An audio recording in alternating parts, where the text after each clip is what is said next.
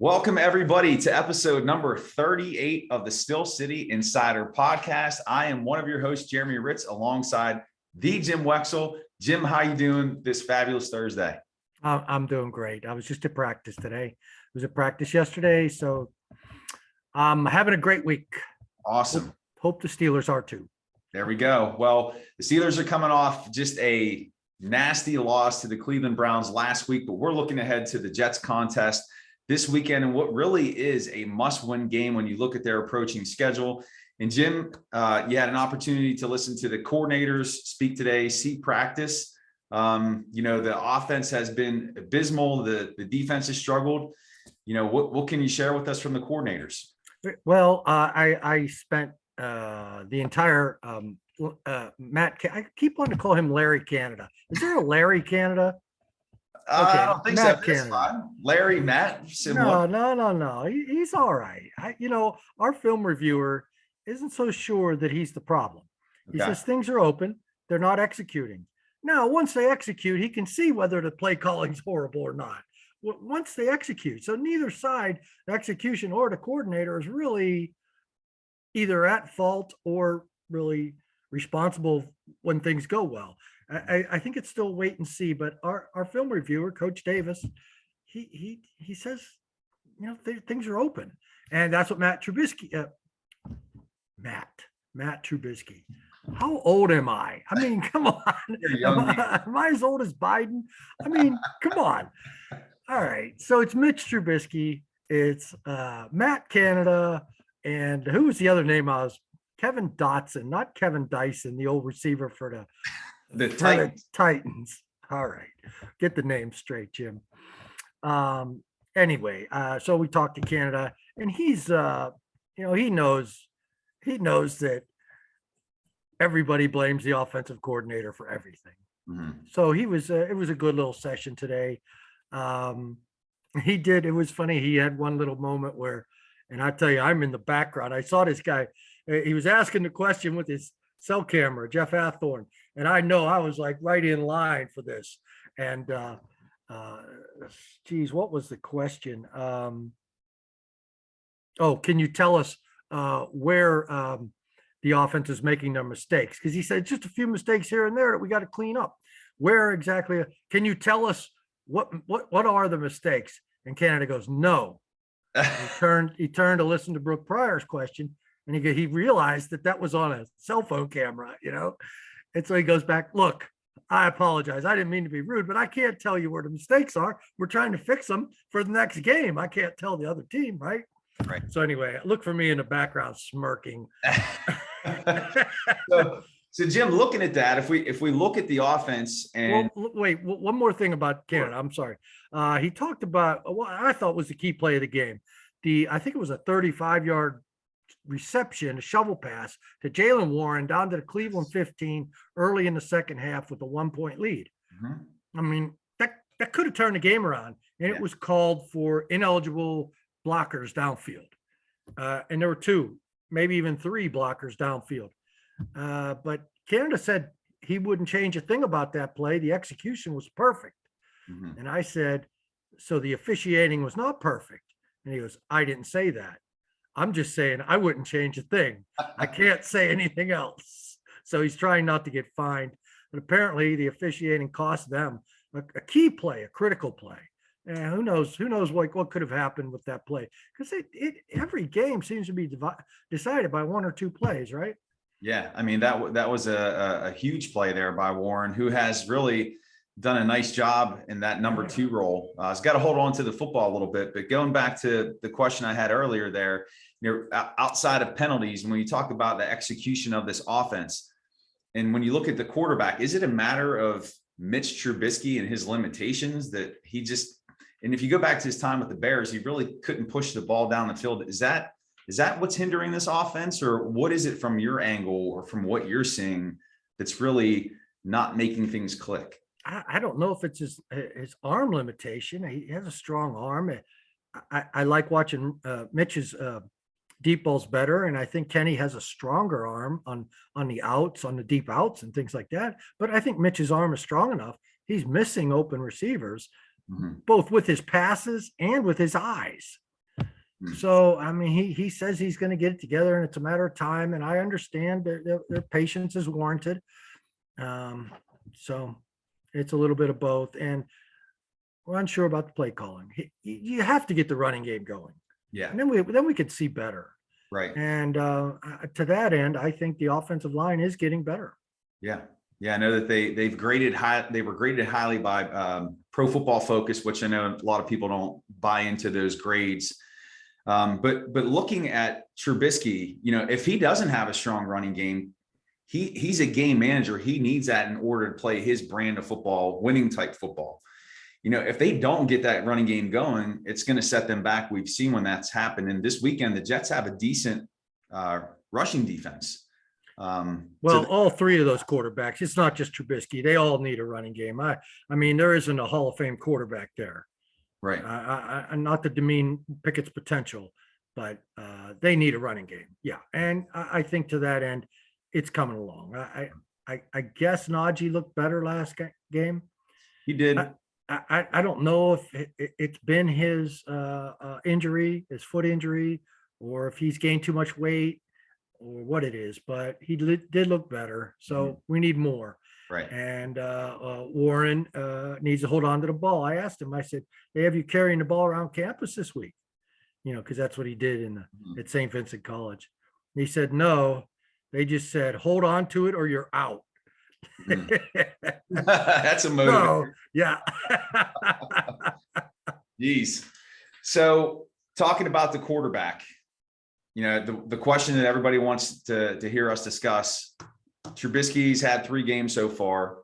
At what point do you look at Pickett as taking over as a starter? Is it anytime soon? Is it in the next few games? We know that gauntlet is coming up with Buffalo, Tampa, Miami, and Philly.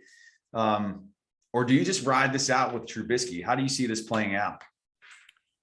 I tell you, Pickett looked terrible at practice this week. And he got chewed out by Tomlin. Are you going to complete a pass? He was missing bad. I know it's practice, and I know he's a gamer. I do remember when they made the sudden move to Tommy Maddox from Cordell, Tommy was hitting everything in practice. He had the entire team's confidence. And Cowher finally said, let's do this. Came in and did a great job. Faded the next year, but did a great job. Yeah. And I don't know that we're seeing that from Pickett yet. I don't know if he's ready. And I also don't know what he doesn't know. Mike Tomlin knows that. And so scatter arm in practice a little bit this week. That's not enough to negate the progress he made in preseason, but I don't know what he doesn't know. Right. And it's a hard job for a rookie. When they moved to Ben, Alan Faneca didn't want Ben quarterbacking. Nobody wants a rookie. What was his fame? He said something that was infamous.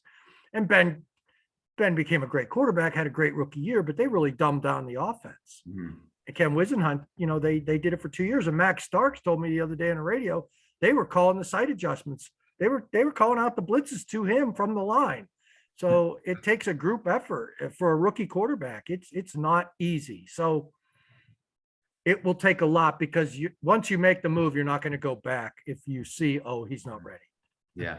Yeah. And the team buys in to Trubisky's veteranship, his poise, his understanding, and even he isn't fully there yet. So you got to have the team along for the ride. Yeah.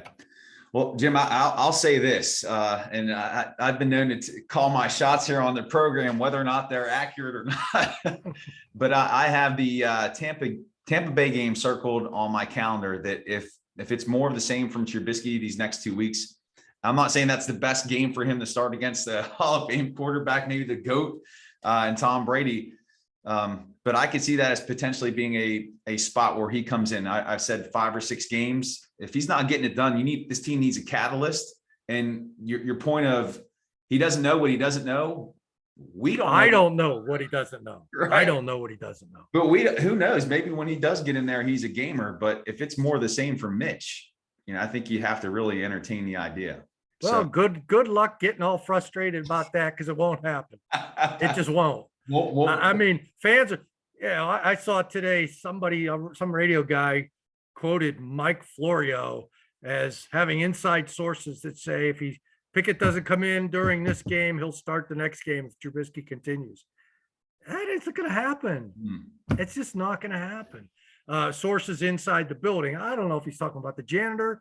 I was talking to the janitor today. And he's like, Mitch is a pretty good guy. It wasn't me. So might have been a cook. I don't know. Maybe it was Pickett himself. Hey, maybe. Sources inside the building. There we go. I've never seen that Mike Florio dude in the building, so I don't know who or what he knows. But maybe the room is the guy that. He's the guy that said they were trading for Deshaun Watson. So, but no, I don't know. I mean, the fans are going to boo and they're going to get upset and they're going to become impatient. That's not going to sway the coach. No. How about shifting over to defensive side of the ball? Again, you got to hear from the coordinator say, Teryl Austin, the defense the last 2 weeks. I don't know if they're just tired from that first game against the Bengals. I know that sounds like making an excuse, but they played the most snaps out of any defense in the league. What did Austin have to say today, and any changes to expect this weekend? I'm sorry, I just got over for Austin at the tail end. He was talking about Miles Jack. I haven't read the transcript because we're going a little early today. I was going to read the transcript, but I'm also working on a story on Jaylen Warren for Steelers Digest, and I got to get done before 4 because my daughter's playing today on TV. Yes. We're a little bit of a time crunch here. A little time crunch. But so I can't tell you, but I can tell you that Mike Tomlin put it on the defense, it seemed, for the loss, the second half collapse. And I thought myself that it was on the offense, 3 consecutive 3-and-outs at a crucial point late in the third quarter into about the 4 or 5 minute mark of the fourth quarter. So I thought, well, if Tomlin put it on the offense, then they would say, the reporters would follow up with, well, why don't you change your quarterback? So I think that's why he put it on the defense, to avoid that question, because the question's coming anyway. But right. So I don't want to put it all on the defense. They made a move that our film reviewer, Coach Davis, suggested before. I don't know before Tomlin made the move, but before Tomlin announced the move, he told me to call him Mon. I thought it was Monty Adams. He said, call me Mon. So Mon Adams, a more active nose tackle, moved up to replace Tyson Alualu. So that change was made. And, they've been working on that big nickel with Leal and even Cam as the outside linebacker as a bookend to Highsmith, and three inside linebacker package they worked last week. I'd look for that to continue even in nickel. I mean, different kind of things.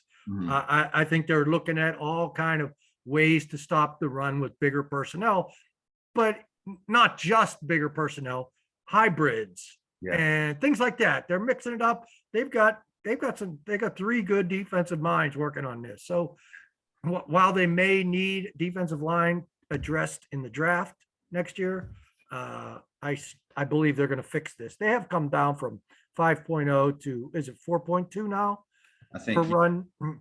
Yeah, That's significant. It's a 5.0 was, and you just played the best running team on your schedule. So 5.0 was just embarrassing. Yeah, that's really bad. So I like Miles Jack in there. I'm not too concerned. And Levi Wallace is going to step in for Akilla Witherspoon. Levi's a good veteran corner. Yeah. And they have Mollett to play the nickel, and he's playing well, I think. And Minka looks like he's going to play. He's the second day in a row practicing, so Minka's going to play. I'm not too concerned about the defense. It's the offense that needs to progress. We all know that. Got it. Which sets the stage again this Sunday, 1 p.m. Acrisure Stadium, the second game of the year. They're taking on the Jets. Jim, is this a must-win game for the Steelers? Hey, you would think it has to be. There's no playing down to the level of competition now because they're down there already. They have to scratch and claw. They've had 10 days off. They're at home. Jets are playing a young quarterback, playing his first game in a long time. I'd say it's must win. If they lose, the only person that's going to say they're not out of it is Tomlin, right? As he announces that he's playing Trubisky. the next week. Well, it is a game of monumental importance. Before we got on here, I was saying if they lose this one, they have the chance to be 0-7 over their last 7 games with that brutal schedule coming up. So we'll be monitoring it and watching how it plays out. And that's going to wrap it up. Episode number 38, Jim. Everybody, you can check out Jim's work on the Still City Insider. Give him a follow on Twitter at Jim Wexell. You can check out my work at thestillstudy.com and give me a follow at Still Study. And Jim, I hope you have an amazing week. Good luck to your daughter. Hey, just for marketing purposes, how am I going to sell this podcast? Number 36 was the Jerome Bettis episode. 37 was Carnell Lake. Is 38 the Tim Worley episode? Where John Whitman, was Whitman 38? Okay, the John Whitman episode. Plodding along, just hard hitting, but slow. That's accurate description of this podcast today. All right, everybody. All right, Jeremy. Have a good one, man. Take care.